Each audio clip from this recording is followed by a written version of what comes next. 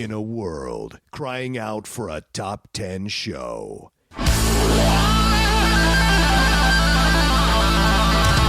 John Rocha and Matt Knost are here to bring you the top 10.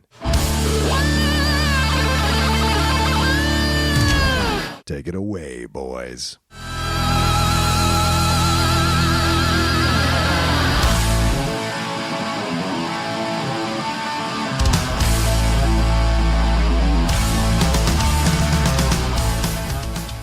Welcome, everybody, to this week's episode of the Top 10 Show. I am John Rocha. I am Matt Knost. I am fresh off a monster truck, Matt Knost. I was in Anaheim today. Did you see? I've never been to a monster truck rally. Neither had I till today. How was it? It was a lot of fun. I think it's funny that you spent a lot of time in West Virginia, and I grew up in. Oh, just because you're reading this T-shirt? You've talked about it before, but I grew up in Southern Virginia. Yet neither of us have been to a monster truck rally. I remember Bigfoot when I was a kid. Me too. That was the one. That was the only one. There was a famous monster truck, and that was it. But that never compelled me. What I saw in the clips in the trailer, just like, I'm good. When they ever advertised, if I happened to see it, be like, oh, that's pretty sweet. I don't need to see that live. It's like the motocross stuff. Yeah, oh yeah, there was motocross stuff there as well. There you go. Yeah. It's the same type of thing. It looks cool as hell on TV. I can't imagine setting aside an entire day to go watch it. It's weird. People bring their families and sit down and watch this stuff. Yeah. And I guess I shouldn't say weird because I don't want to offend anybody. I think it's more like it's a foreign thing to me. I would not see myself spending 3 or 4 hours 1,000% watching this, right? Exactly. But I totally respect that people like that because I'm sure people look at football or NASCAR or any number of sports and go like, I don't get why people waste any time with that. Or baseball. Have you done NASCAR? I've never done NASCAR, but I've watched NASCAR. Okay, I can't do that. Yeah? I did IndyCar. I did the Indy 5 once. Okay. And it was cool. Yeah. But, I mean, they fly past. It's loud as shit. Right. And that's all. They're just driving in, an oval. Yeah. Boom. And they're gone for a while. And they just, boom. That's all they're doing. It's cool. Yeah, sure. It's a lot of fun. But I can't imagine making that like my sport. Yeah. No, I do. If I watch it, it's like a Saturday afternoon, and I got nothing else to do. I'm like, fuck, I put it on, have a beer or two, and then just fucking chill out and watch it. But it's not that often, So it's rare when I do it, but I don't mind it when I do it. What does that mean? Because I can also say it's rare for me in that it's never happened.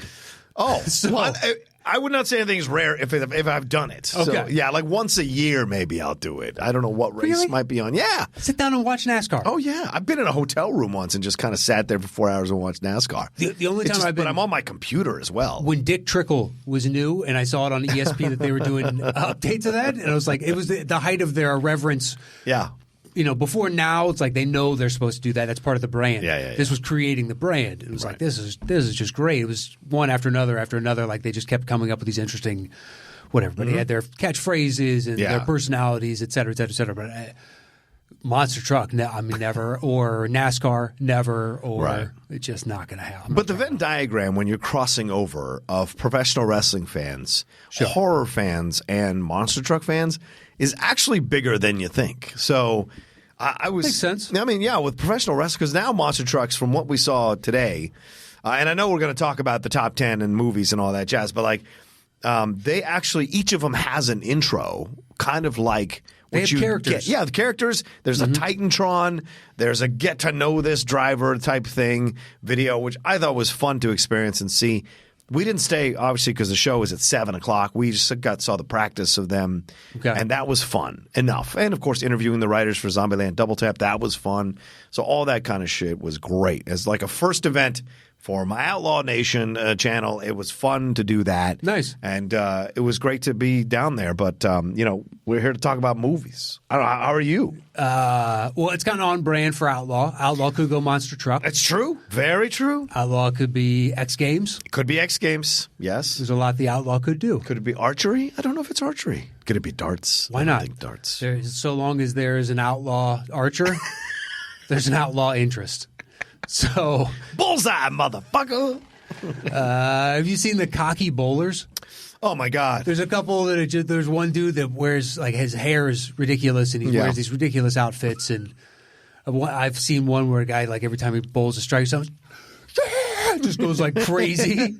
This weird middle-aged dude, like, all right, whatever you got to do to sell the sport, man. That's what it is. People there. That's what it is, man. It is. You're creating a character. Hopefully, it gets more fucking coverage somewhere. Yeah.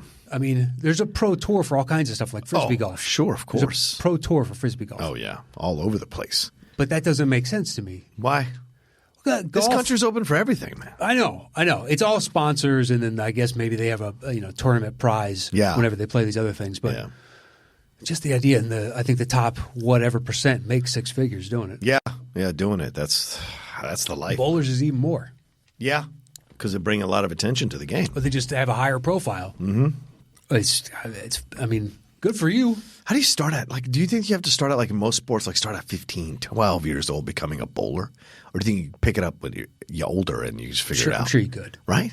So long as you're because it's all about, like, you need to just line up the perfect delivery for you. Yeah. So however in shape you need to be for that. Right, to make that happen. Yeah. And the pressure. If you can figure out what that motion is where you're rolling nicely, then you just kind of need to be flexible enough to do that consistently. I'm rolling nicely. Well, that's what, whenever you watch them, I mean, the release is perfect. Oh, yeah. It just goes off. The spin. It's the same. They do the same motion, just like any professional, like a tennis player. Forehand looks almost always the same type of, on backhand is the same. Yeah. I've always wanted to play Cody because Cody's supposedly a great bowler, a good bowler, rather. Cody Hall. Yeah. And I've always wanted to We challenge don't know him. any other Codys. Yeah, it's fair. I don't know if the fans are thinking anybody else. Yeah. But it'd be fun to play him just once, toe-to-toe, mano-a-mano. I either do, like, I'll have like a badass game and I roll a 150 or I roll an 81. Yeah, right, exactly. And the badass is, my mom was in a league when I was a kid. Oh, shit. So, I didn't bowl every week with her. Right. But I'd bowl a couple times, like, here and there and whatnot. Yeah. So I get the gist of the game, but I never sat down to do it. Right. But yeah, it's like occasionally, like, I'm throwing rocks tonight, baby. I'm like, 135 coming into 10th. Yeah, it's just like feeling good. And then it's an 80. And it's like, you keep just. Yeah. It's like a 9 every time. And you're like, oh my God, man. I'll have like the first or the second game is usually like my best game. And like you, it'll be anywhere from 120 to 150 is great. Mm-hmm. And then I start to lose it. And when I start to lose it, I start to switch balls and go like, oh, maybe I should go to a 9 or a 16 or a 12. So I'm trying all these different, and it doesn't matter. It's all irrelevant. Well, you're in your head at that point. Yeah, exactly. So you're not going to get out by that point. Uh-huh. Yeah. Shooters got to shoot, man. You just got to keep going. That's right. You know that. Got to have confidence. With basketball, I think that works for any. If you're genuinely going to do that, it's only, it's a solitary sport. Right. Sport. Right. But it is that to me is closer to a sport. Bowling is. Well, because it's hand coordination and it still takes skill. Yeah. To be really and there is pressure. Yeah. And people are playing well next to you, putting the pressure on you. So you know. And when you get really good, you need to know like how much oil or whatever, how slick the surface is, and you like change up your ball and how much rotation you put on your spin and all that shit. Like, okay, I'm never gonna play enough games. You know what I mean? Just give me an idea, man, for a Rocky film about a bowler. Who's the trainer? Well, didn't they do that with Kingpin? It's a comedy. Yeah, man. that's a comedy. It's bowling. Yeah. It's going to be a comedy. But Woody was Randy Quaid's age around that age.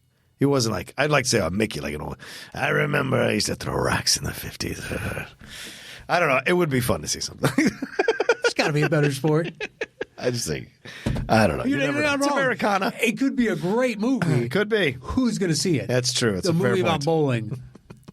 I don't know. I don't know. Is Chris Nolan doing this? Because now you got my attention. You're interested. Well, I'm just saying, what name do you have attached? Denis Villeneuve? Oh, this is going to be a weird, stylized bowling movie. Villeneuve would be interesting, like his real epic bowling movie. P.T. Anderson, so you just focus on all the characters in the bowling alley? That wouldn't be a bad idea. That would be a pretty good movie. Coen Brothers, the Coen over there with Lebowski. Did. Yeah, never mind. Yeah, but yes, P.T. Anderson I like. Uh-huh. You could do it. I'm seeing it. It's possible. I'm seeing it in my head.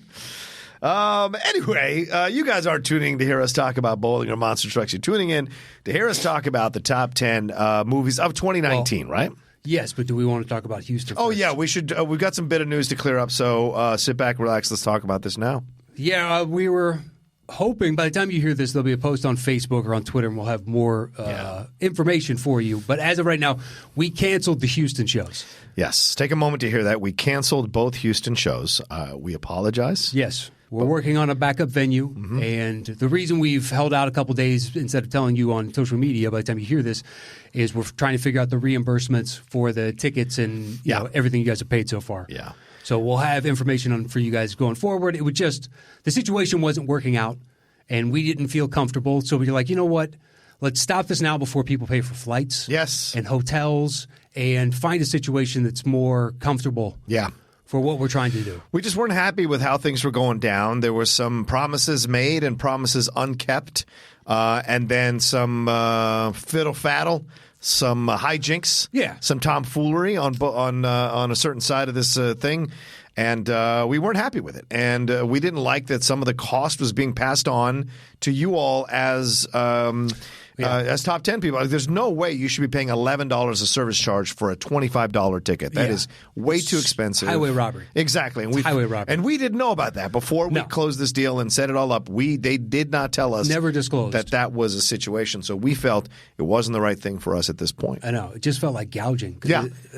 Two-show ticket was $40 and it's $22 in fees. Yeah, we're not trying to gouge anybody who comes. We're always happy. Had they told us it's going to be an $11 ticket fee, we would have said no. Yeah, okay, we'll find a different venue because that's gross. Exactly, because we've never had this problem with any other venue in terms of overcharging, in our opinions, for a service fee for a ticket. That's ridiculous.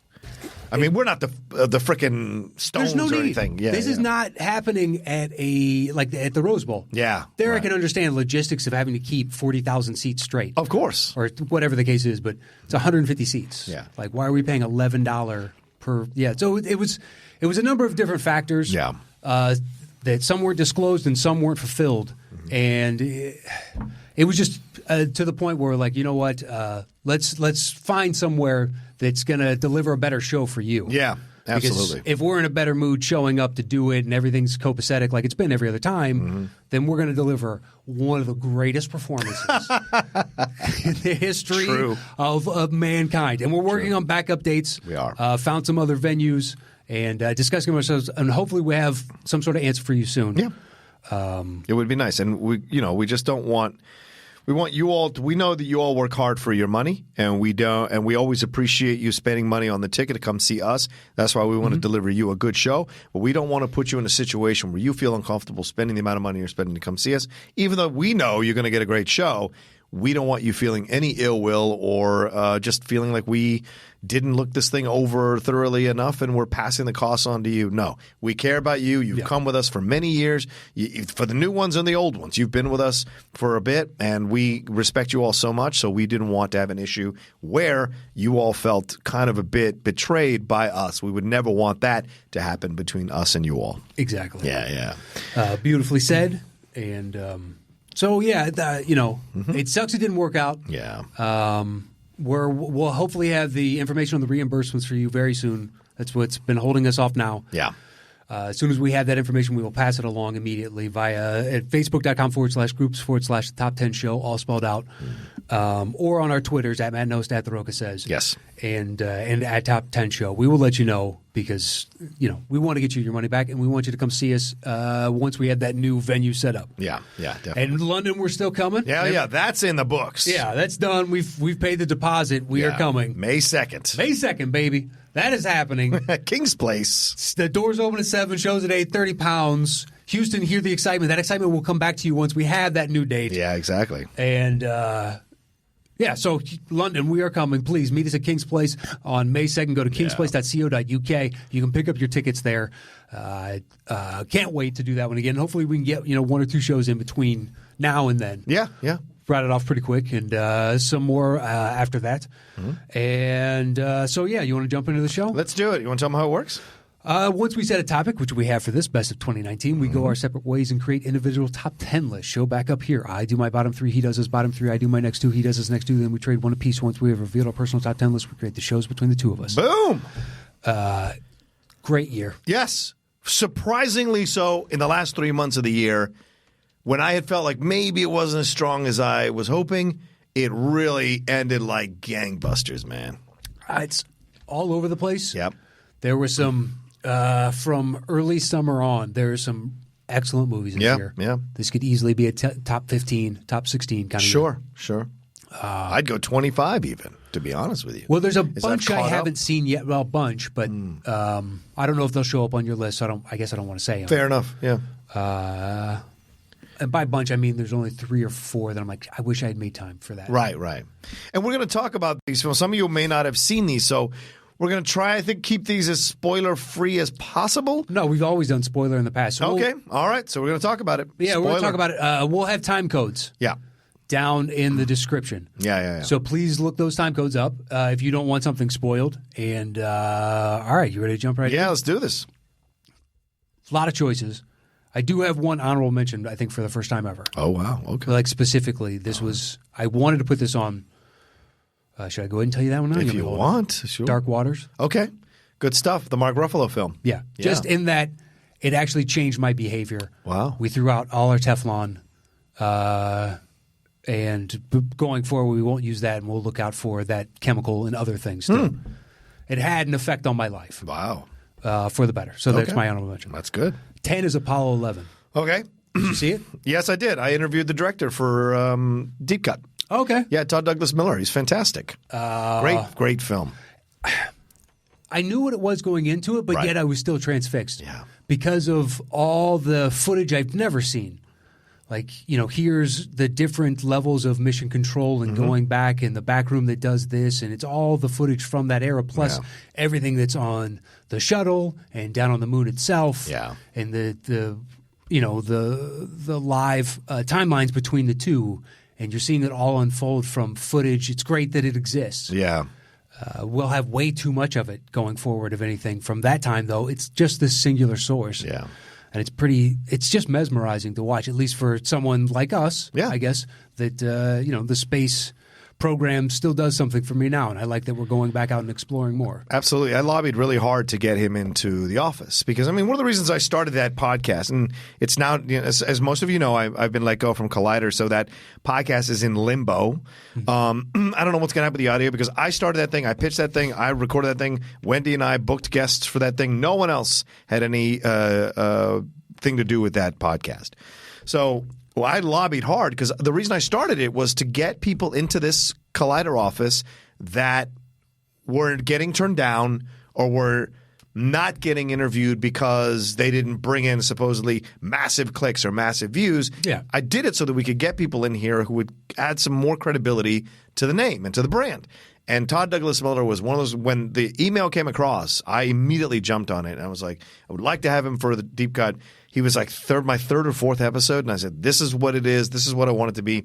The publicist was incredibly kind to bring him in. And Todd did it for an hour. And he was incredible and really down-to-earth guy, pun intended. But and then spoke about the time they spent on this thing, 11,000 hours of footage. It's like 40,000 hours of audio footage. I can only imagine. And compiling it all. And, of course, I got to ask him the question, which I thought was my favorite question to ask him in that interview was, did you see any Kubrick in any of the video to see if maybe – and he's like, no, there was no Kubrick. Well, he got the altered deep state version, man. What do you expect? That's a fair point. It is. Is it? Is it?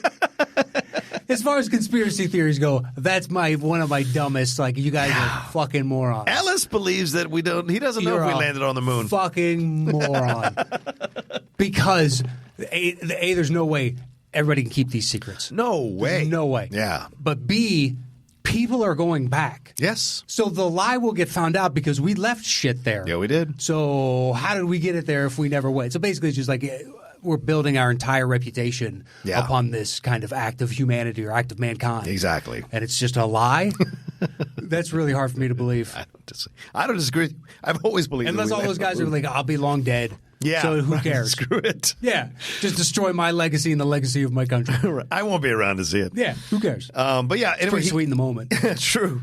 He talked about so much of the team and how many hours and how many years they worked on this thing to get it right, and how they had to pick that. They wanted to pick that footage from the people watching it outside to show that mix of people, black and white, the vibrant colors, the protests, all of it. Seeing just everyday people. Yeah.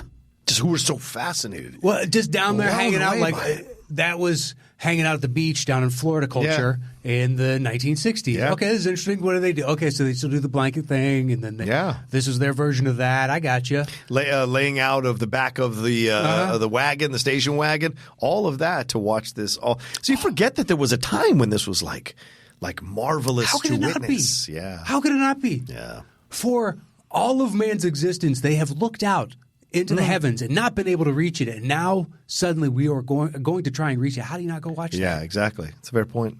And one last thing, it kind of really solidified this recent trend in documentaries where there is no narrator. It's just full on delivered the way it's delivered, and the narration essentially is the compilation of the pieces of audio of this whole entire mission as it goes along, from a culmination also of audio of newscasts and things of that nature. So that was brilliant. Cronkite stuff was incredible. Yeah, it's a Cronkite, but then you have mission control. You have the astronauts. They're all moving the action along as it goes. Yeah, it's a good choice, man. Yeah, it was. I knew what it was, and it still was better than I was anticipating. Right. 9 is Peanut Butter Falcon. Oh, great choice. I like that movie a lot as well. It just, at the end of the day, it was unique. Yeah. It moved me. The ridiculous nature of the body slam thing at the end fit it so beautifully. Yeah. Fit it so beautifully because they earned it. Yes, they of course. built and created, fully formed characters. So by the end, you could have something like this. Yeah. And I didn't see Honey Boy. I don't know if it made your list or not. No, it didn't. Good film, though. Yeah, it's one of the ones that I need to see. Yeah. But I was out of town kind of thing for a while. But I will eventually. There's like 3 or 4 that I'm like, I need to see that. Right. But there's others that, unless everybody tells me it's good, right now it's just it made a bunch of random lists. Right. Like, I have no idea if it's a style that I enjoy or not. Probably should take a chance on it. Yeah. But there's only so many hours in the day that I got free to watch movies. That's true. And I still watch a lot of movies, as do you. Yes, I do. I do. I ain't slacking, baby. I ain't slacking. No one's accusing you of such. Peanut Butter Falcon. God, what to say about it? I think what really sold me on it is when the first time that Shia LaBeouf stands up for him, he punches the other kid. Yeah.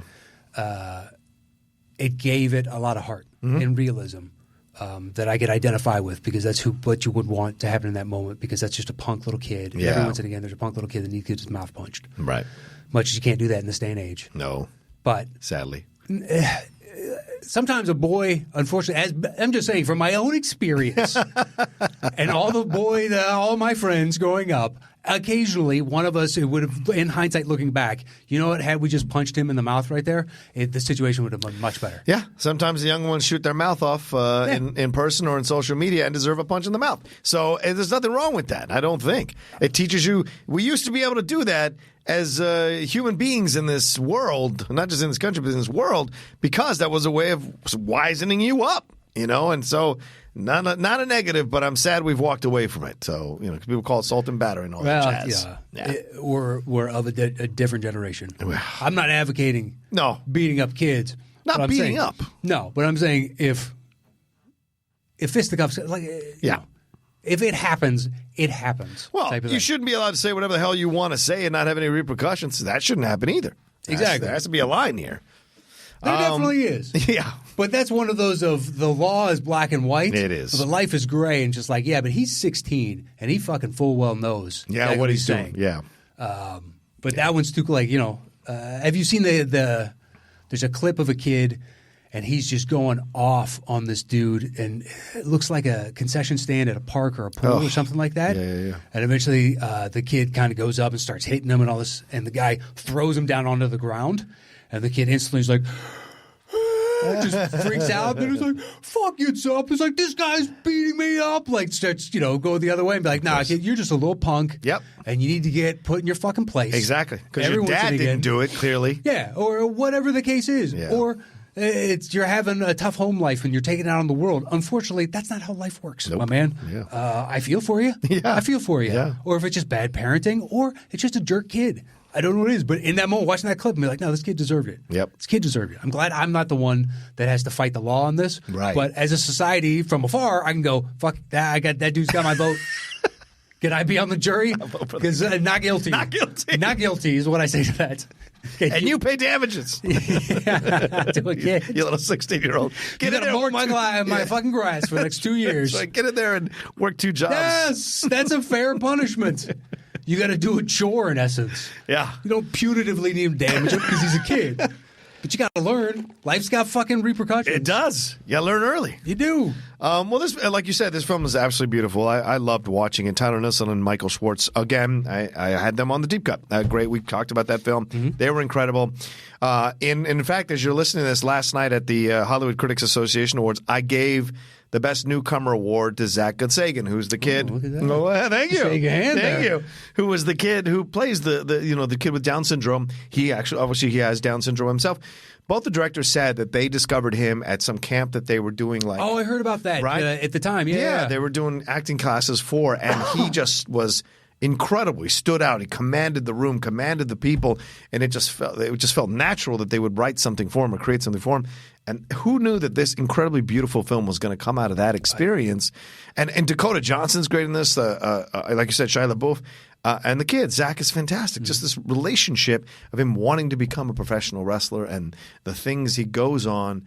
Like we all are, we go on these crazy journeys trying to pursue our dreams and follow them. Who's the old man in the beginning of the nursing home that helps him break out? That's Bruce Dern.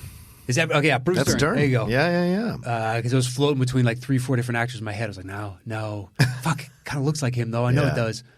Yeah. It's Bruce Dern in a small part, yeah. Just wakes up. I don't know what happened type of thing. I was an engineer. This is what we got to do that greases him up. Yeah. He's just running around greased up. In his underwear. But you got to get out. Like, that's a legit. I mean, it was such a good movie that the three of them creating kind of a family unit by the end. Yeah. Made sense. Of course. Totally made sense. All right. It was effective as a movie. Agreed. My number 8 is Ford versus Ferrari. Okay, hold on. Sorry, I got my code up on my phone. That is my number 8. So, yeah, perfect. Perfect timing. Love that film. My God, what a blast that film was. So, I saw it at not IMAX, but the Dolby sound. Yeah. Right? Gorgeous. Yes. Gorgeous.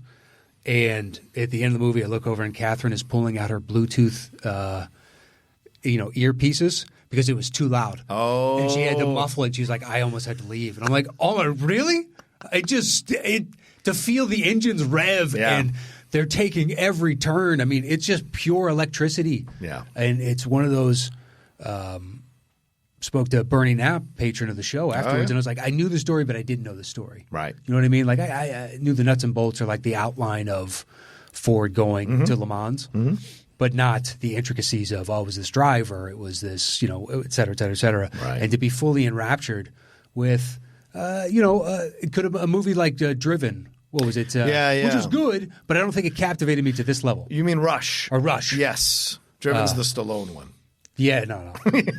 I only saw the trailer for that. When he goes around a bend and whatnot, it has to hit like a quarter. Yeah. And it picks it up on the tire because it's fucking been heated up and whatnot. And I saw that in the trailer and I was like, no. No, nobody. Let me tell you all the ways this is wrong. This is what you're showing me to go, this character is fucking awesome. You're like, no. Oh, Rennie Harlan. Yeah. Yeah, I totally agree. It's such a fun film and, a real relationship between Christian Bale and Matt Damon's characters and what they went through. And Christian Bale is incredible in this film, man. It's the thing is, the Batman stuff, but when he gets a chance to really shine, he fucking knocks it out of the park.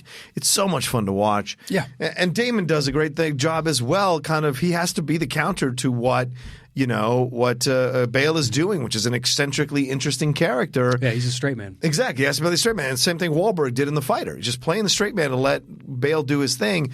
But when they culminate in that fight at the end, I think it's fantastic. It's really heartfelt and moving. And then, what eventually occurs as they go along. And, man, I didn't know that happened to him. The three-way tie? Yes. Me either. I was so pissed. If I were the other two drivers that were on his team, I would go full on, I'm not taking number one. Exactly. Forfeit. Yeah, exactly. I'll do whatever I got to do. I'm not taking number one. Yeah.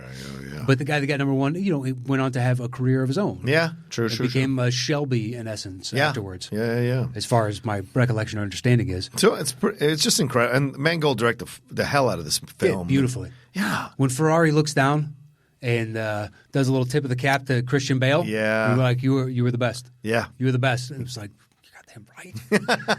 And there it's like kind of on Bale's side. You're like, yeah. tiny little Italian man. That's right. Sometimes you just know, and you have to push to just make people see it, you know? Well, it's not even. It's a, you know, I've been around this a long time. Yeah. It was you. Yeah. That was all you. You were so thoroughly impressive. I don't care what the record books say. I don't care what the outcome was. Right. You know, for a sports reference, like the first year that LeBron lost on the Cavs against the Warriors. Oh, yeah. When Kyrie and Kevin Love went down. I was like, you should have been MVP. Yeah. Because that was a Herculean effort, and you got more games than I thought you would. You changed the entire identity of the team. That was so thoroughly impressive in a losing effort that you deserved the MVP. Yeah. And, you know. And almost caught him. He almost got him. No, I wouldn't go that far. If they hadn't figured it out in the second or third game, he got him. I wouldn't go that far. All right. They changed their identity to a defensive-minded squad, which is great, and it was working well for them. They did. But they have so much firepower on the other side. I know. It's really tough to, and ultimately that bore out. Yeah, it did. If you can't score somewhere near, then you need to do this 4 straight games of shutting down this offense. That's difficult to do. It's a tall order, for sure. Sure. Even with Tristan Thompson going off last night, he can't do that every night. That's true. As LeBron's running mate. Dellavedova. He ain't winning it with Dellavedova, for God's sakes. Not a series like that. No. But it was close. It was close. It was interesting. More interesting than I thought it was going to be. Yeah, for sure. I thought for sure he had them. I was like, he's going to lure them right into the fucking pit. And because I thought they were young, that LeBron could mentally mess with them and drag them. But Curry has a resolve that's beyond his years. Yeah.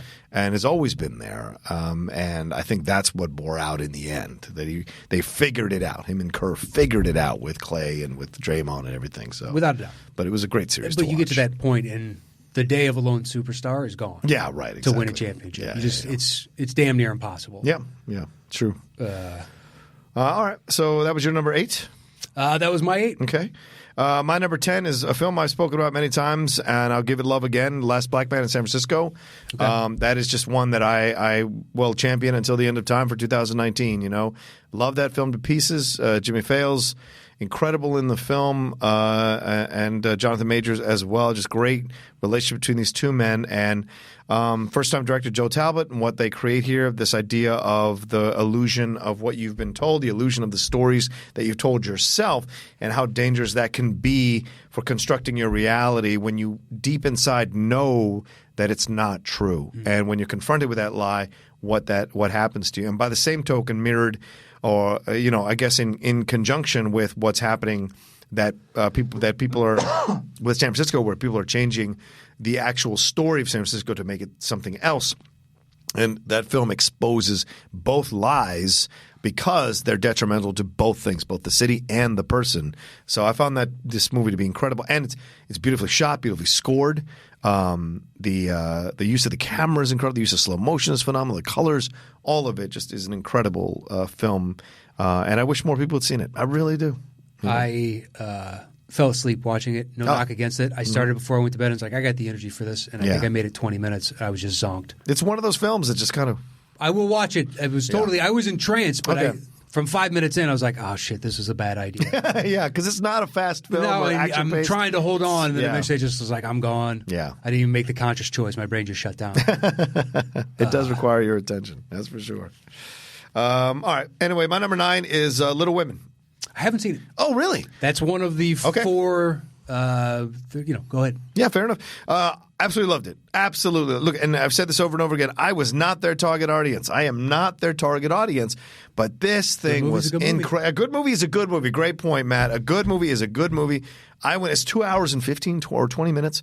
I went in there and sat down. I was like, let's see what happens here.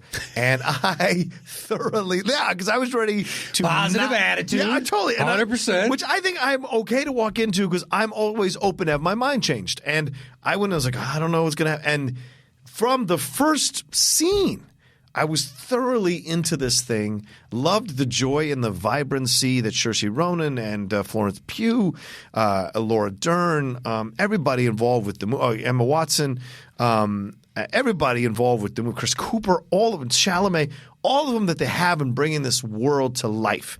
And Greta Gerwig does incredible work as a director here, going back and forth in time with this story, which I liked as a new and inventive way to tell this story. Adjusting the characters a little bit to fit within what she's doing here is a whole new interpretation that still honors the original, but certainly never loses your attention. And the score is phenomenal. Really? So all around. Just surprised by how much I love this movie, man. Sweet. Yeah, I would go again. I would totally go again to see this thing. Are you setting a date? Is that what you're saying?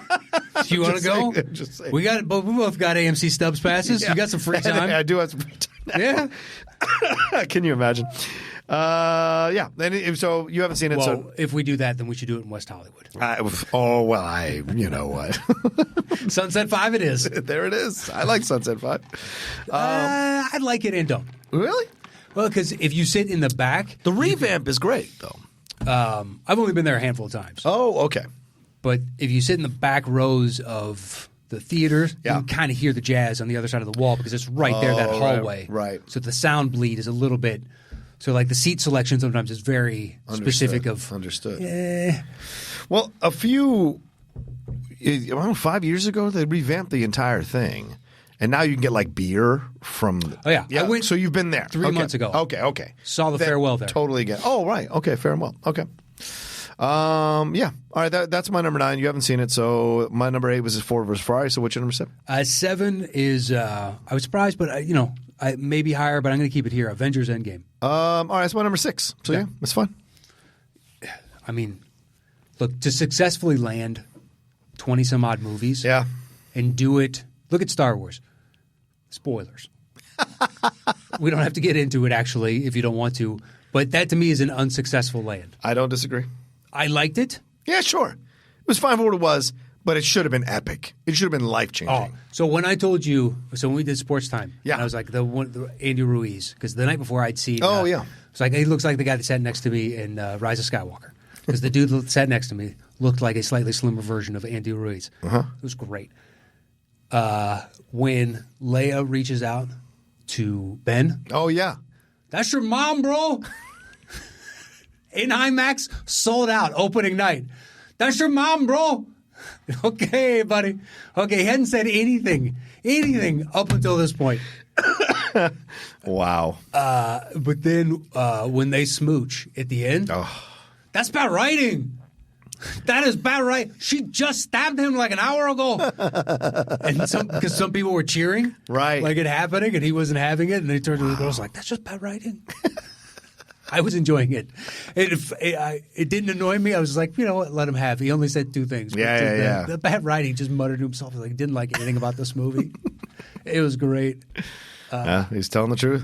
It was bad writing. Some people cheered it on. I'm like, he retconned so many different things. Oh, God, he really did. I mean, he really did. I don't care what they come out and say in these interviews. I don't give a shit. I don't care how much the fans try to defend it and try to explain it away.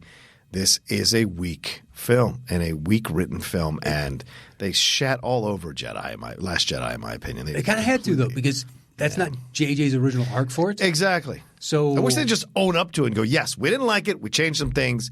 That was our decision. It just, I don't know. Why did they bring the horses with them? Yeah. Why did they bring? As soon as I see it, it's just like whatever. They don't have speeders, but it doesn't make. Why would you transport the horses? Yeah, they're horses in space. You're going to a space battle. Okay, I don't understand.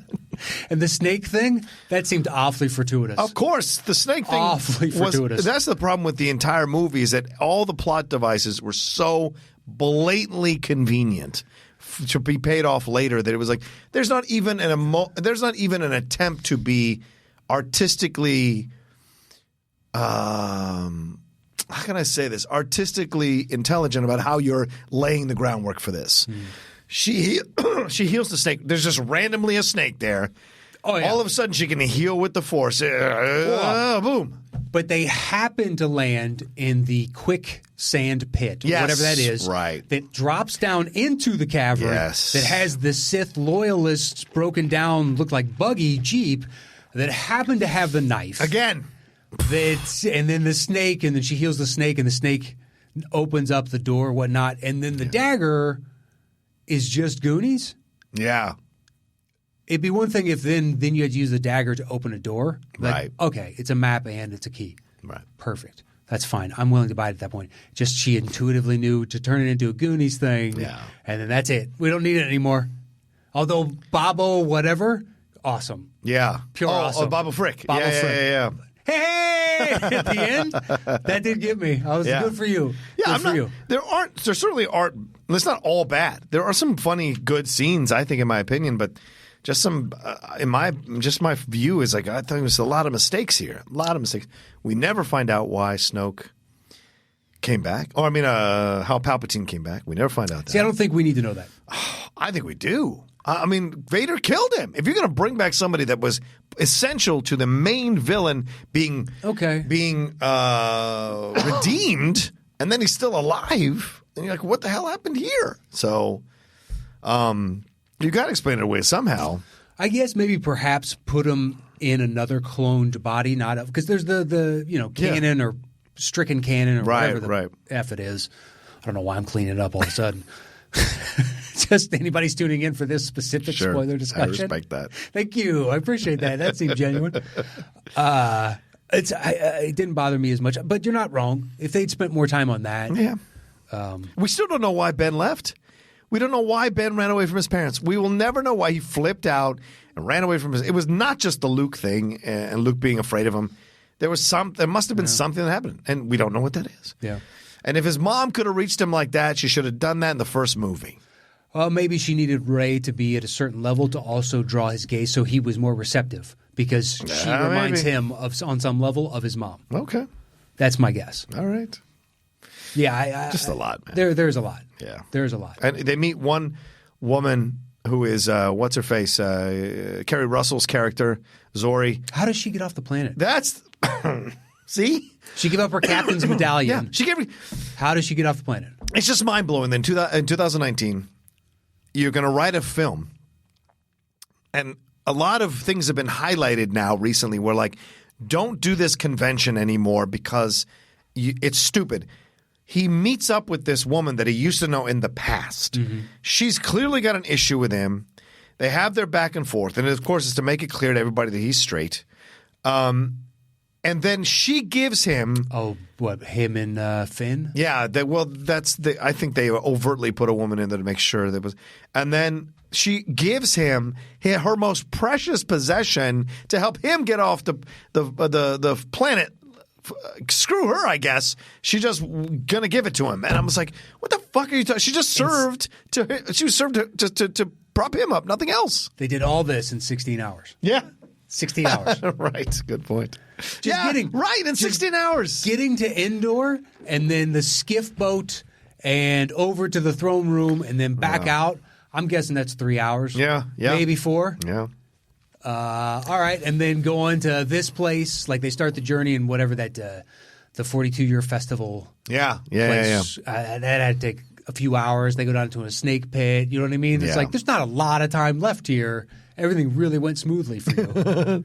Someone called it Planet Burning Man. I thought it was really funny. I just love that ultimately he's like, Death Star, Star Killer, fuck you. We got an entire fleet. Everything could kill a planet. Just like the stakes are just recycled. I didn't mind it. In the first one, it's like, you know what? Right. It makes it palatable. Totally fine. And Lucas did it twice. Yes. But to turn around and be like, you know. To keep going with it. That's not a knife. Here's a knife. And you're like, okay, so what the next one is going to be nanobots that all have, fucking guns that can blow up worlds. Oh, no. It's please, give me something. Don't do the Death Star again. Okay, we're not going to do the Death Star again. No. Don't do the Death Star again. All right, we're not going to do the Death Star. Problem. What about Star Destroyers where each one can kill a planet? For the love of God, no! I'm going to do it. I'm doubling down. So I don't care what the fans say. Even if you do the Hodo movement or whatever the lady's name was. Right, the Hodo movie, yeah. Yeah, it doesn't matter. Yeah. It doesn't matter. And Rose was just absolutely wasted. There's a whole bunch of people wasted. Yeah. It was like just a plethora of I don't give a shit. Yeah. I mean, overall, though, it's enjoyable. It is an enjoyable movie, but the problems the action's so kind of fun. Obvious. Yeah. I know, yeah. How does the Emperor's lightning only affect the rebel ships? Right. And I've seen it twice. Yeah. So the second time I saw it, I counted how long until he is shooting to technically when he stops. Yeah. And it's somewhere between 110 seconds and 120 seconds. Oh, wow. So those ships were in free fall for 2 minutes. None of them hit the ground? Wow. None of them? They all regained. For 2 minutes? 2 minutes. I don't know what the gravitational pull is, but it seems to be kind of like Earth. You know what I mean?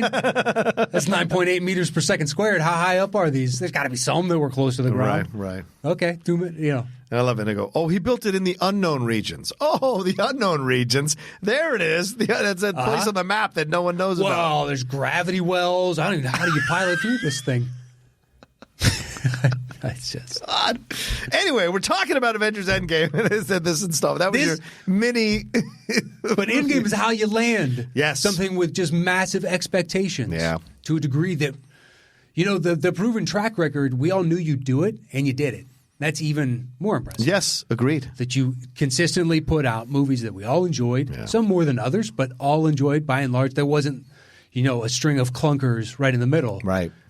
Even if one didn't resonate with one of the two of us, general populace, liked it. Yeah, enjoyed it. Yeah. And to then land finally with all these characters and all these different directors' styles, and to bring the Russo brothers to bring in and blend beautifully, it was. Yeah. I think I prefer Infinity War better. I think it's a more fun movie to watch. Yeah. That's why this didn't rate higher on my list. Okay. Even though Endgame they win, but Infinity War just like the stakes keep building, and we haven't seen the Avengers lose, and it was just interesting. Yeah. And I thought that was difficult too. How do you make the penultimate? Right. Good point. I enjoy this hell out of this one because, like Matt said, they landed it in a way that you didn't believe was possible, and they wrapped up almost every storyline. Tone, note perfect. I mean, the Iron Man loss and Stark doesn't say a word is beautiful. He dies without saying a word. It's so great. And then Captain America handing off the shield to Falcon and Bucky looking on. Great. And then you have Black Widow, what happens to her. All of it just works so well. And I loved it. And the entire end of everything. Nebula confronting the younger Nebula, all of that. And then that fight scene. I mean, the fight scene is so – those three just walking – just brilliant use of the camera by the Russo brothers where you have Iron Man, Thor, and Captain America just walking, and all you see is from behind them and right at their feet. You don't need to see anything else, right? You see the cape, you see the boots of Captain America, you see the Iron Man shoes or whatever, the Iron Man outfit, and you're just like, this is incredible. This is exactly what you want to see, a final confrontation. And so I just loved it to pieces. I've watched it, I don't know, 10 times. Like it's on Disney Plus. So I'm just like put it on in the background for no reason. It's so great. Well, it's purely like I walk through the shadow of death, and I fear no evil. Yeah. Walking into it, the fact that Thanos is sitting there, and when you see it, it's beautiful because of course he would sit there. Yeah, because he knows the fight is coming to him. Right. There's no need to push it. Nope. Yeah. I know they're coming, so that's fine. Here's just as good a place as any. Yeah. Go ahead and test your mettle. I will destroy you like I've destroyed everybody before me. Yeah. And that is not arrogance. That is confidence. Right. That is borne out by he has done this to countless worlds and peoples before, and he knows that technically in an alternate timeline he has already accomplished this goal. Yeah. So he will accomplish this goal again. Yeah. And the hubris is earned. Yeah. It's utterly fantastic. And just, when Cap finally says Avengers Assemble. Oh, man. Just in that little assemble. Yeah. You're like, oh. Well, when he catches Mjolnir, that first I think, bing, that's the nerd boner, and Assemble is the nerd explosion. It's great, yeah. It's great for two characters that in comics never really worked for me. I'm never a big Thor, Captain America fan. Totally fair. And in the movies, man, they have just brought them to life, and to have the three of them go down into it, but everybody had enough of a presence to where they felt a part of the movie. Yeah. With all of these characters. Agreed. Thoroughly agreed, brother. Yeah. All right, so that was your 7? It's my 7. That's my 6. Go ahead. What's your 6? My 6 is Joker. That's a punt. Okay. So then my 7 is Once Upon a Time in Hollywood. That's a punt. Okay. What's your 5? Wow, that was easy. Yeah. 5 is Marriage Story. Oh, yeah, I didn't make my list, man. I enjoyed the movie. It's just a lot. And I just felt like I didn't see it as special as everyone else did. But I enjoyed the movie. What sold me on the movie is because I'm not a child of divorce. Yeah. Like most of my friends are, by and large, I think. But what sold me on it, 2 scenes. One, when they're having the fight with each other and Adam Driver breaks down and cries. Incredible fight. Utterly transfixing. That has happened. I've had that fight. And it's mind-blowing to watch that fight on a movie screen. Different words, honest. Same emotion. Yep, different words, yes. But just the like, I can't do that. Like, when he was like, if I can find out tomorrow that Henry's, I think it was Henry, is okay, and you died, and just going, and just so much emotion boiling over. For that scene alone, he's in contention for Best Actor for me. Oh, that's fair. Just for that one scene. Yeah. But at the end, when she gives their son over. Yeah. And he's got him up on his shoulder and whatnot. He starts to walk away, and she stops him and taps him on the leg so that she can tie his shoe. You can see that there's the honest reality of there's still love there. Yeah. But they've just grown apart. Right. And they need to recognize that and try and live fruitful, healthy lives beyond it sucks. Yeah. Maybe one day you'll get back together. There are people that do that. But to see that the glimmer of – because as he's reading that piece of paper and to his son, that's another moment where he's breaking up and – the positive things that she felt about him, and then to close on, I will always love him. Yeah. To know at the start of this process, she had that, and it's genuine, just as he will. But they just need, unfortunately, they're not, compatible anymore. Yeah. But the glimmer of hope when he finds out that she's been nominated for an Emmy, and he assumes it's acting because he doesn't know, and it's for directing the look of genuine happiness, not resentment for something that I should be getting. Right. It was like, oh, you finally and to see that, just like there's love. Yeah, that's love. Yeah. Perhaps they can't get the rest of it to work, and then the shoot. And I was like, that to me ultimately is a more hopeful story that people paint it as, because at least they matured and grew, and hopefully they're better for it. Yeah, I don't disagree with you, man. The journey is well worth the payoff, and they're both incredible in the movie, and the distinct and the honesty in every stage of this film. From the divorce stuff, then the lawyers getting involved, her being selfish about what she needs because she wants to put boundaries up and she's not sure how to put boundaries up. Mm-hmm. Him wanting to push past those boundaries, to knock down those boundaries and not realizing that that's the behavior that essentially drove her away to begin with. Yeah. All these kinds of things that they both had to figure out. And then eventually come to terms with, and that fight was so integral because they both got out what they've been wanting, the worst things in the world that they have felt about the other person. They got it out. And in getting it out, it's like a release. It is. And then you're like, okay, now the healing can start to begin. Can you move forward? Right. That's what I loved about it. It's kind of a twist on what at the beginning when you have the psychiatrist going, tell them everything you love about them. And it's like, nah, bitch. We got to go down into the well and go at each other in a terrible way, and then we're going to climb out of this thing and figure it out. Mm. But some people need to do that. I'm not saying it works for everybody, but I'm saying some couples do need to do that. Yeah. And then they climb back out and discover the love again because they've released the negative stuff once and for all, and the other person has heard it and it's affected them. Catherine knows somebody that they go to couples counseling every week. Wow. And have been for a long time. Holy shit. Yeah. It's like, wow. Okay, well, if that's what it takes to get it to work for you, I guess and so. It seems to be helping. Yeah. You just maybe need someone to help mediate between the two of you and this is how I viewed it. Right. Okay, well, let's look at it from this perspective, and just to take an outsider's, perhaps it's healthy for them. Yeah, so maybe some people aren't self-analytical. And so, having it presented to them in a certain way, then they get it. Yeah. It's an interesting situation.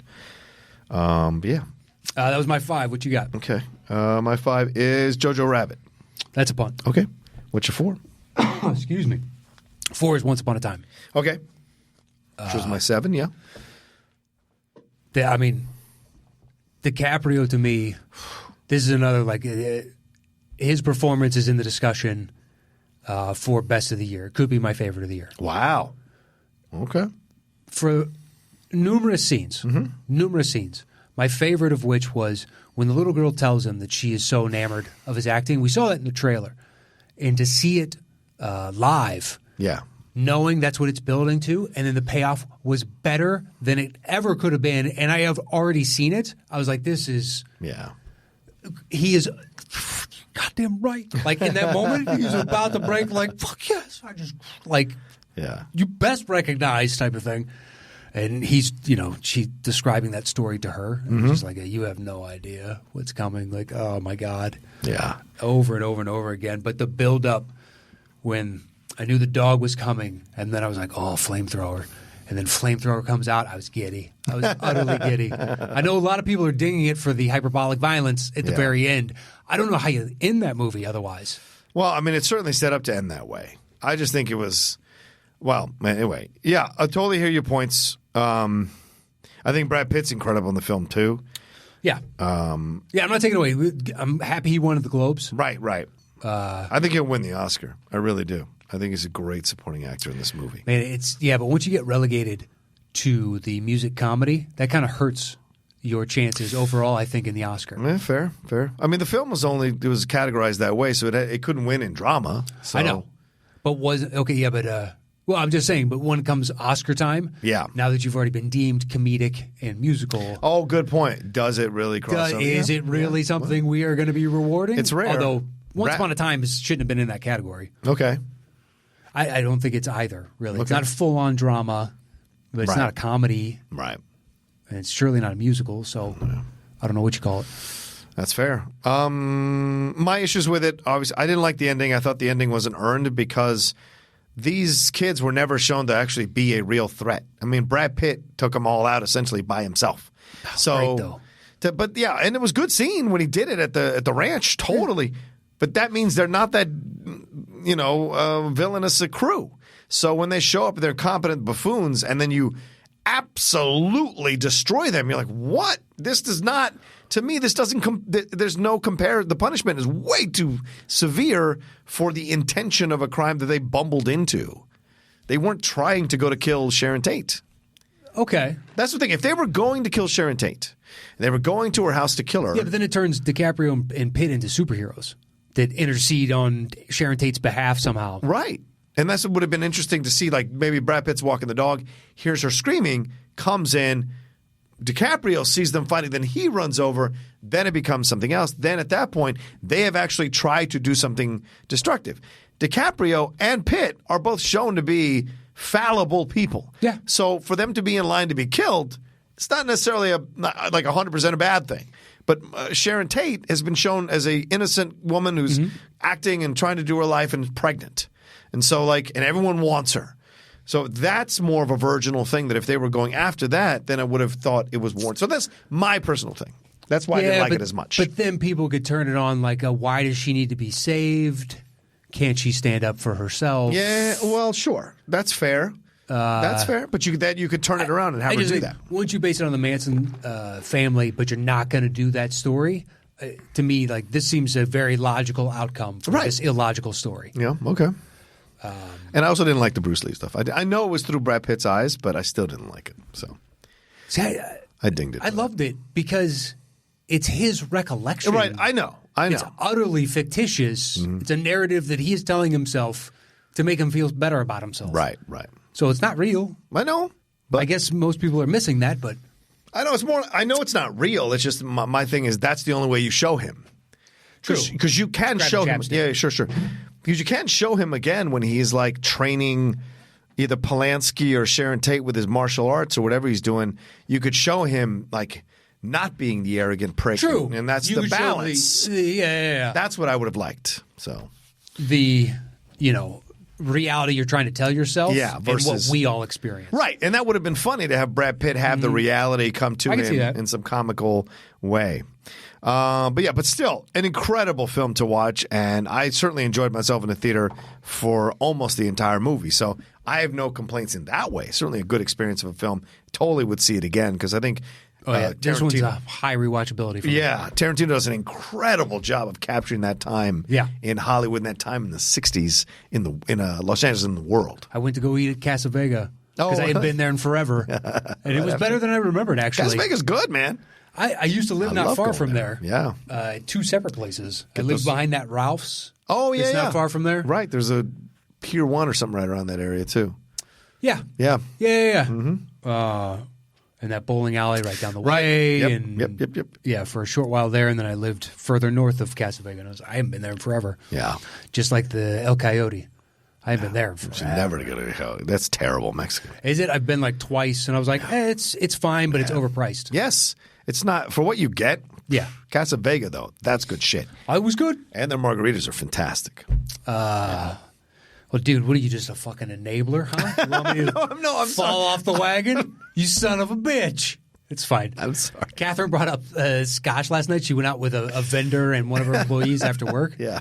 And she's trying a new diet. It's not really a diet, but she's like, I want to cut out some things and see if it kind of makes any difference. Yeah. Maybe I feel better, maybe I don't, and just figure out. I'm like, oh, okay, sure. And she was trying to think of what spirits she could have, or like she knew she couldn't have beer or wine. She's like, can I have anything else? And they're like, what about scotch? And she came home and told me, she's like, oh, I'm so sorry I shouldn't have said scotch because that was always my favorite. Oh. And I'm like, listen, it's coming up on 13 years in less than a month. If that's what's going to set me off, then I'm amazed I made it this far. Like, nobody could say the alcohols that I like. Whiskey, oh my God, let's go to a bar right now. Did you say scotch? And I can't help myself. I know I did start thinking about it. I was like, oh, the taste of scotch. That sounds good right now. Scotch. Down into my belly. Love me some scotch. But what she ended up settling on, have you ever had this? I want to see what your reaction was. Yeah. Tequila with soda water and a twist of lime. No. I was like, ooh, not for me. That's not my jam. I only like the Neho because they aged it in Scotch casks. Right. So it gave it a Scotchy flavor. And I was like, now that's tequila, but I never liked any other tequila. Right. No, because the edge doesn't get taken off by having the soda water in there. No. And I was like, I never drank the shit What's because the point? I only like the shots of Anejo. And she was like, yeah, it was terrible. And I was like, it sounds terrible. We had a great drink last night at the thing that was a gin with apple juice. I could see that. And I didn't think that could mix, and I chased it. It was incredible. Yeah. So from now on, I might be ordering that. It's incredible. It's a lot of sugar. It was. Yeah, you're right. It is a lot of sugar, which is probably why I liked it, because I like things that are sweet. Well, that should fuel a worse hangover the next day. It should be. But I don't get it. I believe that's the simple math. At least it was for me. The more sugar, the worse the hangover. I just don't get hangovers, so. Well, sounds like you're not partying hard enough, man. I party pretty hard. I don't know. For whatever reason, I just don't get them. Never had a hangover. She gets them. Oh, Lindley gets mad hangovers. I couldn't even imagine at our age now. Hangovers. Oh, yeah. I mean, there's no chance. She's had to accept it, man. Crossing that 40 line is a real line to cross. Your body does not bounce back anywhere near the way it used to, man. No, I've got a cold that's been hanging on for 2 weeks. Yeah, see? I'm still coughing now from that fucking bronchitis bullshit. At Christmas, there was 15 of us at my parents' place. My sister was sick, and so we'll exclude her. There's 14. 12 of us got sick. Oh, fuck. 12. Over the course of like a week, we were all roughly there. Yeah. And different stages because my nephew who lives in San Diego, he picked it up from them and actually went to my parents' place a few days before everybody else. Yeah. So then he kind of spread contagion throughout the house, and then her family showed up. It's the second time in 3 years that she has just run wreckshod. My dad had to go to urgent care. Oh, shit. Well, eventually he was just coughing too much. That's like, I have to. Yeah, that's what happened to me, man. Yeah. We were skiing, and he couldn't go out skiing with me. And then the next day we were getting kicked out of our condo. Well, not kicked out. We had to check out by 10 a.m. Right. And I was going to go skiing, and he was going to sit in the car and just, cough all day? Oh, yeah. And I was like, that's not happening. I had a little bit of cough, so that was enough of an excuse to be like, I was coughing last night too. Why don't we just go home? Right. Oh. Yeah. Okay. And then we went home, and thankfully he went to urgent care, and they put him on antibiotics, and et cetera, et cetera, et cetera. But 2 years ago, she sent my brother to the hospital, and my dad was on his deathbed for like 6 days. This thing has been hanging with me for 2 weeks, where it's just kind of, it's on a 1 to 10. Yeah. I've had a 3 for 2 weeks. Oh, fuck. Well, it's just, my nose will run for like 2 hours, and then it's done. Okay. And the past 2 days, I've woken up with a cough, but it's done after the first hour of the day. Yeah. Like I have a small one every once and again, but it's done. But it won't go away. Yeah. It won't. Everyone's reacting to this one differently. It's weird. All right, that was your number 4? That was my 4. Okay, so my 4 is The Irishman. Didn't make my list. Oh, wow. Okay. I love this movie. Really? I had such a great time. I thought it was good. Yeah. 3.5 hours. Saw it in the theater at the premiere. Okay. Saw it again when Lindley was out for whatever reason last weekend. I was just like, popped it on. I was like, Netflix popped it on. Just watched it. Yeah. It is a great film for me personally because I'm such a Scorsese fan and such a fan of De Niro and Pacino and Pesci. Just to slide into some old sneakers and just wear them for a little while. And that's what it feels like when I watch this movie. It's remembering Goodfellas. It's remembering Casino. It's remembering the great stuff that came before and just Raging Bull and just enjoying these men all working together on this film. Now, does it have a couple issues? Yes, of course. Certainly Robert De Niro trying to beat up that guy doesn't look believable at all. Looks like a 7-year-old man trying to stomp on somebody. That one, everybody brings that one up. That one to me is less egregious than when Pesci is helping him fix his truck. Oh, yeah. And he's like, all right, kid, get on your way. And he's like, all right, thanks. And like, hold on. Even de-aged, he looks 52. And Pesci looks 55. Yeah. I don't disagree. I don't disagree with you. Yeah, that's the one where I was like, hold on. So how young is he supposed to be? So that's what I was focused on for the first hour. How young do I think he is right now? He obviously fought in World War II. He did. But he seems even old to be fighting in World War II at this point. Right. They flashing showed those back. moments, yeah. Yeah, it's only like 10 years before, so it made him in his 40s. I guess he would have gone. I mean, I believe Tom Hanks and Private Ryan, he's roughly about that, so I guess. But nobody called him kid in that. No. So, I mean, I liked it. Look, the 3.5 flew by. Yeah, it really did, right? Flew by. Yeah. And overall, I don't dislike it in any real capacity. I just thought it was like, I watched it and was like, okay. Yeah. Maybe it'll be like Wolf of Wall Street for me where I'll see it again and I'll be like, okay. And then you see now Wolf of Wall Street, I love. Yeah. And I think it's got so many different rewatchable parts. The first time I saw it, I went, that was good.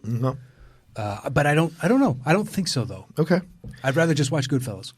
No, fair. I like it because like the opening and the opening and the ending are so perfectly done. Of leaving the door open, leaving him there at the end, and then the way we walk into the film is like through the hallway to see him, and everybody in the stories he tells, and it's heartbreaking how he has to kill Hoffa in that. Like it is heartbreaking seeing what he has to go through. All of that's really emotional, and the stuff with his kids, just showing you like just because you provide doesn't mean you get away with it. And the ramifications of it with your family sometimes. And you see that. And I think that all comes to bear. A lot of people complaining about Anna Paquin's like, but she's like, are you kidding? I jumped at the chance to work with Scorsese. I think she's an incredible character in the film, and she has a lot to say without saying it. That's what the best actors do. They speak without speaking sometimes and are just as devastating in a scene. And so I think all around it's just a fun watch for me. And I got real emotional watching it 2 or 3 times. I mean, like, watching 2 or the 3 scenes, like when Pacino is so desperate in that moment, you're just like, oh my God, like you're just heartbroken for this Jimmy Hoffa guy who could be such an asshole, but you feel for him as a human. Like when he's just like, no, just let him, we'll fix it, blah, blah, blah. And he shows up in that thing and he knows what's going to happen. Oh man, it's just heartbreaking, dude. But Pesci is incredible. Pesci is just incredible in this movie. Steals every scene he's in. Yeah, he's my favorite part, hands down. Yeah. It's nothing against De Niro, Pacino. No, Pesci is effortlessly drawing my focus in every one of these scenes. I mean, every single time he looks and doesn't say a word is just so powerful. And I love he's basically De Niro's rabbi. Yeah, right. Yeah. Like when he goes to take out that other laundromat and he's like, you don't know. Comes back and it's Keitel. Yeah. Like, you don't know how good a friend you got here. Yeah. No, he's my good friend. No, you have no idea. And Pesci doesn't say a word. Nope, doesn't need to. Nope. He just kind of has a little wry smile on his face. That's why at the end when they're sitting right before he puts him on that plane. Yeah. It's like plans changed today. And De Niro wants to push back. Oh, so bad. But this is the one person in the world that he can't. Right. Because he's stood up for him so many times. Yeah. Yeah. I like the movie. It just it didn't have – I was expecting the moon like the Sebastian as Gallo. You could cut all that out.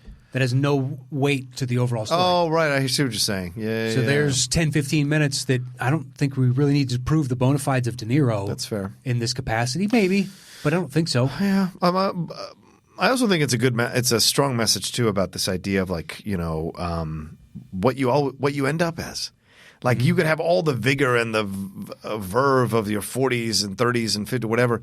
And then by the 70s or 80s, you're sitting in a prison and you've got a hump and you can barely move and you're throwing a bocce ball. You're in a wheelchair. Like that's what you end up at with all your power, all your virility. You end up broken, essentially a nursing home in prison, jail or death. Yeah, jail or death, and it's your only way out. And that's why it still rings the message of Goodfellas rings through this movie. This idea that there's always a price to pay at the end. Yeah, there's very few. I think never as good as you think it is. Frank Costello was one of the few that got to retire. Yeah. Right. And still had influence with him, but he no longer ran things. Right. Like it's rare. You don't get to the height of organized crime, at least from our understanding. Yeah, exactly. Yeah. It's been a while since I've been to a meeting. You've been to the mattresses? Well, I've never had to go. You know what I mean? You never go to mattresses? Fair enough. I don't get my hands dirty with that nonsense. I'm more Meyer Lansky. I help with the big decisions. You tell him no. Not a problem. What's your 3? 3 is Parasite. That's my 2. Okay. I love that movie, man. Yeah, I think the only reason it's not higher is because everybody told me going into it it's their favorite movie of the year. Gotcha. And I loved it. Yeah. It's my 3. Okay. But I already knew my number 1 right when we were doing this. My number 2 changed not long ago. Okay. Put it that way. Okay. The dad, the scene where he's doing the acting and his son is coaching him through. Yeah. So good. Yeah. So good. I remember him from The Good, the Bad, and the Weird. Mm-hmm. What is that, South Korean adaptation of Good, the Bad, and the Ugly. And he was my favorite part of that. Yeah. Then that's why it took me like 10 minutes, 15 minutes. And I was like, where have I seen this dude? It's like, oh, yeah. Right. He's my favorite part in that so far. He's kind of, when he's, 15, 20 minutes in, you don't see him all that much. And then he becomes more and more throughout. But just a beautifully constructed movie. Yeah. It's got a nice build. The payoff of how things actually turn out in the end. Yeah. Just works so nicely. The acting all around is incredible. And the twists and the turns and this idea and the messages that Bong Joon always trying to tell you about class, about money, about humanity, and also about sometimes the vainness of dreams, this idea that you hope it can go in this way. Like at that end, you're just like, oh, did it? Mm-hmm. Did he get out? Did it all? Oh, my God, this is a happy ending. And you're like, nah, this is what he hopes might happen. But they're still poor, even poorer than they were before. Even less of a situation they had before. Yeah, you see that dream transfer where he's got all the money and he goes down and you kind of believe that's how it's going to end. You do. You kind of like, okay, I guess this would be motivation enough for someone to have to try to do this. And then it's just a pipe dream. Oh, so brutal. So brutal. Right. Because there's always this ugly underbelly waiting below that could happen to you. And that's what was so brilliant about Parasite. And you just went back to you were always the same person. Yes. So why is this suddenly going to change you? Yeah. Yeah. Now, the event was so huge, that's why it was believable if there was ever going to be anything that propelled a wanderlust like this kid seemed to be on some level. Mm-hmm. Not that he's actually wandering around, but he wasn't settling. His friends were off going to college and private tutors and all that stuff, and he's just some army kid. Yeah. Or he did, 2 years? Something along those lines. Yeah. Yeah. It was good. Yeah. The twists and turns of all of it, just incredible. And the score and the movement and the camera work. I just wish there was more of the dad. Yeah. But maybe he was so excellent because there was less of less of him. And there's nothing against the mom, daughter, son, the other characters in it. They were all great, but he sparked every time for me. Agreed. That was your number 3? Correct. So my number 3 is Joker. Okay. Yeah, man. I thought this was going to be my number 1 film of the year. I really did for a while. And then I saw Parasite, and it kind of pushed it back. And then I saw my number 1 and pushed it back. So I will say this. This is a film that I absolutely still enjoy very much. So I've seen it 3 times now. Okay. I think it absolutely has a lot to say about what he's going through, the character, how we treat these people in society, what the results can be. And I think a lot of people were uncomfortable, didn't like that the mirror was being turned on them as a society. Of what we do, we actually do step over people all the time. We do ignore people all the time because all of us try to get to the next thing. All of us are trying to just get to our own lives, and we don't even take that moment to look. And it isn't until someone shoots someone in the head that someone finally pays attention. Is it perfectly executed throughout the film? No, I don't think so. But I really enjoy the performance, man, and I really enjoy the score is incredible. The visuals are phenomenal. Without a doubt. This is an art house film masquerading as a superhero film, and it is off the charts incredible. The dancing. Yeah. The first time you see it, and it's this weird it's almost like tribalistic or animalistic. Yeah. Because he's been so defeated. And he finally kind of feels alive. Yeah. Had to murder somebody to do that. And how does your body express that? Yeah. This release that you didn't know existed. And to see it manifest as a dance and seem organic and real. It's like, wow. Because I remember seeing it in the trailer and I was like, I don't know what that is. The rest of this trailer looks really interesting. I'm not dinging you for this. Right. But where does that scene fit in? That's interesting. Yeah. And to see it actually come to life. It's like, wow, this is his interpretation of the Joker, of that manic laugh. Yeah. You know, he expressed all his emotions via that laugh. So it's sadness or melancholy, there's a laugh for that. Mm-hmm. If it's excited, there's a laugh for that. If it's genuine humor, there's a laugh for that. And you could see it within his performance, mm-hmm. like when he's playing with a little girl and the mom, bats him on the nose, in essence. Yeah. And then his laugh after that, that's pain. Yeah. I was doing nothing wrong. We were having a nice moment. Why would you take a nice moment away? And yeah, it's really good. Maybe it goes up high. I've only seen it the one time. Okay. I'm holding back because I want to kind of relive a lot of the grit to it. Yeah, I discovered this third time watching it something symbolic with where he's laughing and he keeps choking at the beginning of the movie. And at the end of the movie, there is no choking, or the last few minutes of the movie, every time he laughs, there's no choking. Because he's finally himself. Mm-hmm. What he's been choking down is who he really is. And it's symbolic in that nature. So when the film, those last few scenes of the film, he's laughing with abandon, of pure abandon and no restraint at all. And you're just like, oh, see, he was always this. And he says it in that moment at the end. He says, I was just so tired of pretending like I didn't enjoy it. Mm-hmm. And so he's finally embracing who he is, for better or worse. He's embracing who he is. And it's like, oh.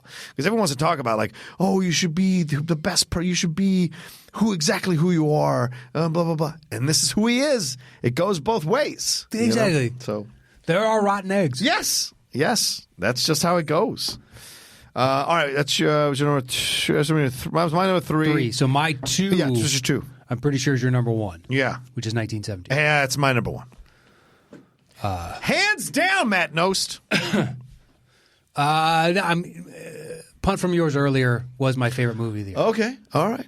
Oh, wow. Okay. Fair enough. Enjoyed the living shit out of it. I know I'm going to be watching that a lot. 1917, I don't know. I will rewatch it. Yeah. It is rewatchable, but the other one has more of a rewatchability. I enjoyed it. It was unique. I didn't know how they pulled it off. We'll get to it. Yeah.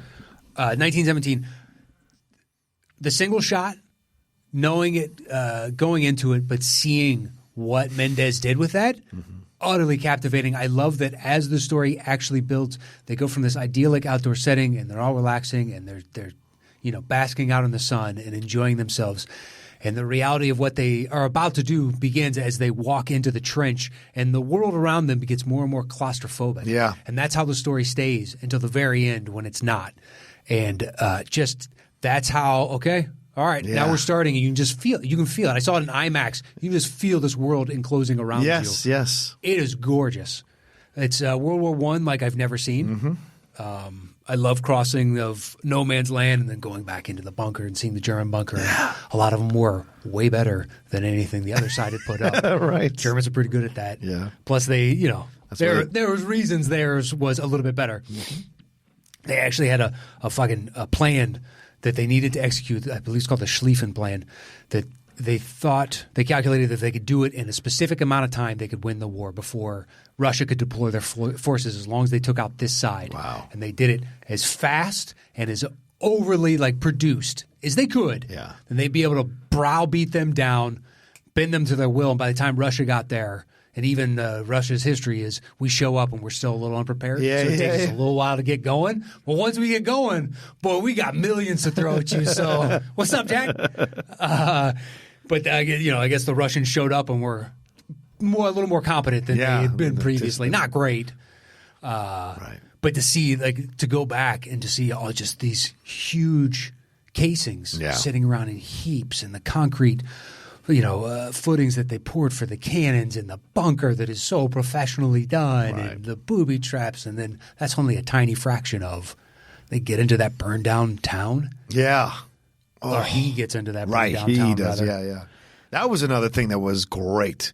That twist of the what happens to the other kid. You're just like, oh man, fuck! Like that was a brilliant decision, and it makes sense because war doesn't make sense. A death like that makes all the sense in the world in a war. Randomly, in a moment where he's trying to help somebody, that's the punishment that he gets for trying to help an enemy. And you're like, oh my God. All of it. Yeah, I agree. I think you let go of the gimmick after the first 20 minutes. You're like, okay, this is just what it is. I never felt it again. Let me enjoy it. Yeah. Yeah, exactly. It just fades away after a while. You just marvel at what he's created. The scenes from hell that you see him like going into that basement of that girl with the girl and everything like that. It's like trying to glimpse of the possibility of like just laying low and not know, but then 1,600 people are going to die. He's got this responsibility and then having to run through all of that to try to get there in time, to get through all these different people, to find the right person. And what a great moment Richard Madden does as an actor, as the brother who has to like hear the news. What great acting he does in that moment too. All of this, and it just shows you at times the futility and the almost overwhelming nature of war with one person or two people trying to complete a mission that could save so many. That's the madness of war. And there's so much that I think he's trying to say, Sam, is with the movie about war and about our society and a proclivity for it and what we really need to be doing. And I just think it's fantastic, man, all around. And the score is phenomenal. Good God. It's so beautifully written in its simplicity, too. Yeah. Like when Mark Strong stops him right before he leaves and he's like, make sure there are witnesses. Yeah. Because sometimes a man just wants to fight. And you hear that and you're like, yeah, I've read enough accounts where people – went into odds that were stacked against them because they just hell or high water. They're winning today. Yeah. You're like, that was a bad decision. Yeah. And you thought Cumberbatch was going to bristle. And once he sees, oh, no, I'm not going to kill my men needlessly type of thing. Right. And the man that stops him at the end is like, good for you. But with Madden, when he's looking off and the kid's going to walk away and he turns around and he's, can I write, do I have your permission to write to your mother? Yeah. And tell him about him. And how brave he was. And just that, when he goes to shake his hand afterwards, that is fun. Small role, but I'll be damned if I didn't believe that was your brother, and now you're trying to cope with. Yeah. And I love that about all the really uber-famous actors they used in it. Just Colin Firth float in and out. Of course, he's the general, but we don't need to see him again. Right. And you just see these small but excellent actors interacting, kind of just shepherding down the path a little bit. This is why you cast the way you cast. If you're going to have these kind of really smaller roles in a movie, you got to cast an actor of real versatility and weight. That kid's good. Bring the complexity. Both of them are good. The kid from Game of Thrones. Yes. But the kid that ultimately, it's like, that's a tough role. It is. To be compelling without chewing scenery type of shit. Dude, the bunker blowing up on them is so believable, man. And their reaction with the dust in their mouth, you're just like, oh my God, I know that. That makes so much sense. Oh, it's brilliant. Yeah, it is. All around. There's a mine shaft. It turns into Indiana Jones. Yeah, you've got to trust me and jump, even though you're blind. So that is my number one. What's your number one? Let's break it down. One is Jojo. Yeah, Jojo Rabbit. Going into it, I didn't know Hitler was his imaginary friend. Really? I just knew that Hitler was in it. Okay. That's why I don't want to know. I saw the premise. I saw the trailer the first time. I was like, I'm in. Yeah. And then the buzz coming out was, this is really good. And then, so the first, I don't know how long it is before you can kind of piece together that it's his imaginary friend. It's in that first scene before he goes out running down the street. Yeah. So I'm giggling. The rest of the audience is laughing, and I'm giggling because I'm having the conversation within myself of, are we really trying to humanize Hitler here? Yeah, yeah. And once I realized that it's his imaginary friend, be like, well, of course, he's a Hitler Youth, and that's his Michael Jordan. Right. That's his whatever. It's a cult of personality that doesn't exist outside of somebody like Hitler. Yeah. And, of course, he's going to be like, get out there, Heil Hitler, Heil Hitler, Later on when he's in his bed, that's what best friends do. I won't get up type of thing. Went from confrontational to we're buddies. Right. Over and over and over again. But to see the reality of the war from a German that didn't support, your humanizing some of the individuals that got swept up in the politics of their day and didn't say anything before. Yeah. And now they have to live with the results of keeping quiet. And she's trying to do something by at least getting one person through this. Yeah, and this is some of Scarlett's best work as an actress. Just really incredible. I mean, of course, Marriage Story, people literally love that, but I liked her more in this. I found her more I just found her more alive, more human in this than I did in necessarily Marriage Story. Well, Marriage Story, she's the one that starts the lawyers, which starts the evil side of the process. Right. So you kind of gravitate towards Adam Driver as being the nicer of the two. Yeah, that's fair. At least I did, but I assume. Yeah. I think that's absolutely fair. It's just, but I just there's something about her performance here that really was tender and sweet and vulnerable, and this idea that Scarlett, who we saw in Horse Whisperer, is now playing the moms of things is just kind of mind blowing a little bit, but in doing it so well and so tenderly, and then that relationship between the kid and Thomas and Mackenzie, the Jewish girl that's that they're harboring in the house, how that develops, all of his brilliant, and then of course the Taika Waititi stuff. And I agree with you, Matt. The first 10-15 minutes, I was like, I don't feel comfortable with this. And then it eventually gets you. So, well, once he's running out on the street, I know he's a imaginary thing, imaginary friend. Agreed. I'm fully on board. Yeah. What else you got, Taika? It certainly does. But he still gives Hitler that moment right before he dies. You see the ferocity. Oh yeah, he of turns what into Hitler really is, a maniac. Yes, and you're just like, oh shit. And Sam Rockwell and Rebel Wilson. No. The Alfie Allen. Oh yeah, That's right. Sam Rockwell's like, they appear to be lovers. Yes. They're designing the perfect, fucking uniform, which is great to go out in a blaze of glory. Why not? Who cares? And Rockwell, helps him at the end there. Saving the kid there in that moment is just beautiful, heartbreaking, tender stuff. Well, because he'd be killed in this instance if people actually knew who he was. Right. And Stephen Merchant, the thankless job of being everything that's evil about the SS and Nazis. Yeah. That's a tough bill. Yeah. In a movie where everybody else kind of you can't really ascribe a face to the evil. Right. You are the face of evil in this. Really good. Taika does an incredible job with that script and with the direction, man. Yeah. Just really making you feel everything. So yeah. His buddy wearing the cardboard. It's the height of German technology type of. It's the latest in military advancing. Like, all right. Just over and over, they managed to find good humor. They really did. I've read other accounts of people saying that they liked it, and then they thought that he lost the thread of what he was doing by the end. Oh.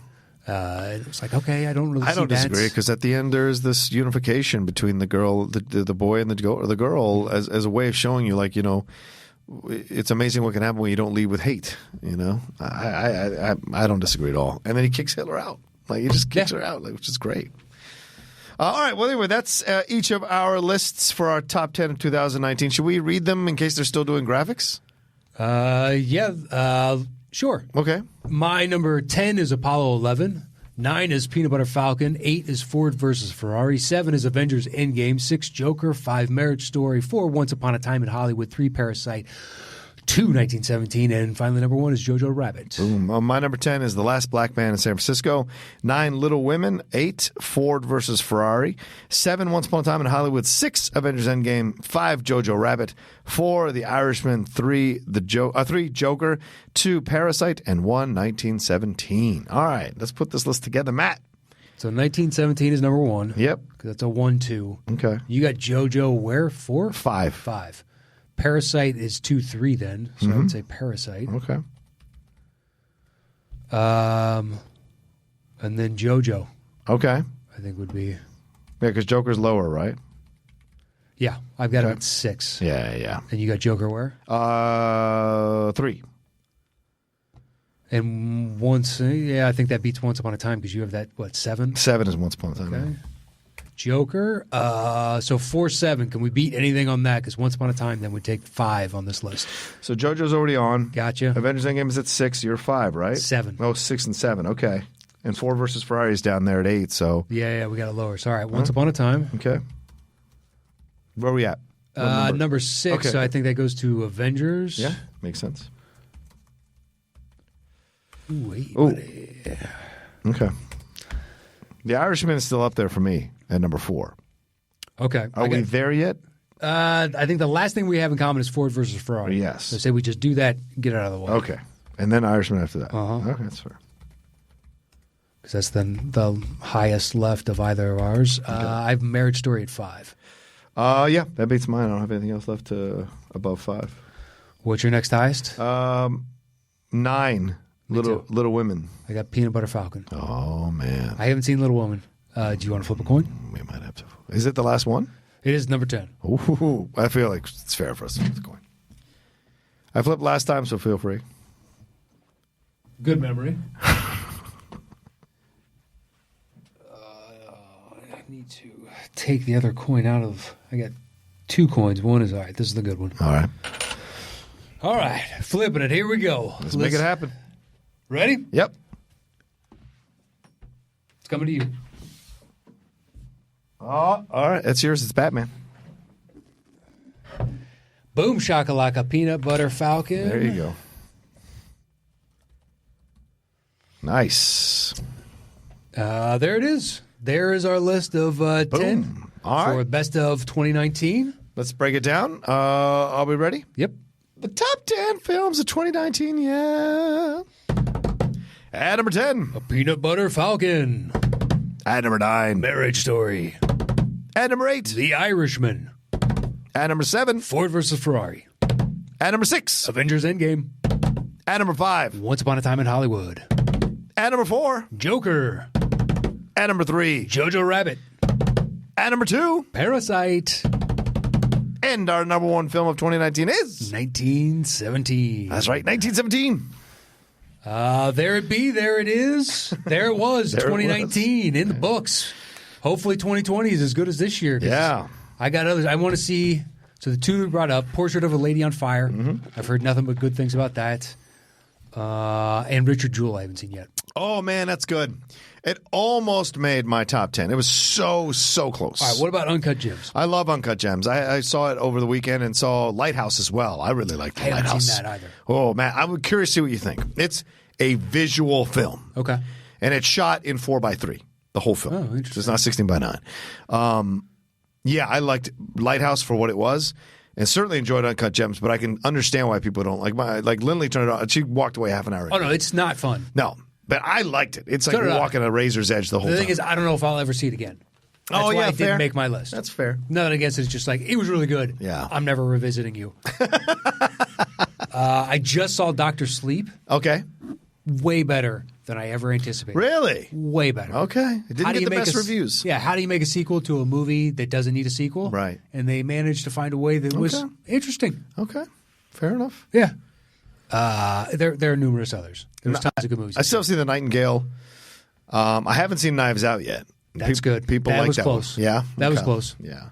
I didn't think even if it was great, I didn't think it was going to threaten anything that was on my list already.